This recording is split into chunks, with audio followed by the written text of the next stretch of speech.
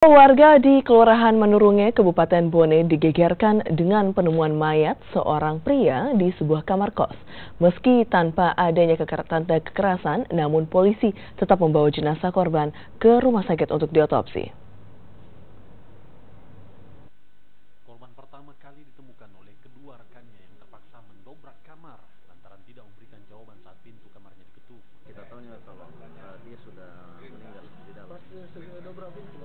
Oh iya, kita dobrak pintu. Iya. Waktu kita lihat pertama bagaimana posisinya? Sudah kaku. Sudah kaku memang. Itu sekitar pukul berapa tadi? Ke 4:30 sore. Tapi selama ini atau akhir-akhir ini apakah memang ada kelainan atau dia sakit atau apa? Pekerjaan ini almarhum apa? Pengawas. Konsultan.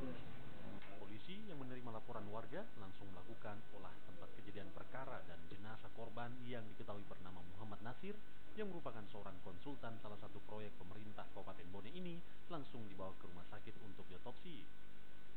Ini penemuan mayat, ada laporan dari masyarakat bahwa di sini ada penemuan mayat.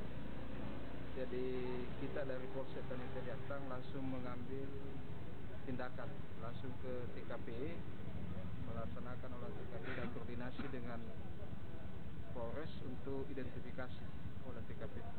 Kita mau melakukan penyelidikan sesuai dengan SOP dan selanjutnya kita langsung antar ke rumah sakit.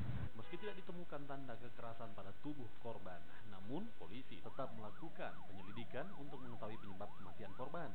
Sementara itu, sejumlah barang bukti berupa benda pribadi milik korban telah dibawa polisi dan 2 orang saksi yang merupakan rekan kerja korban kini tengah dimintai keterangan polisi.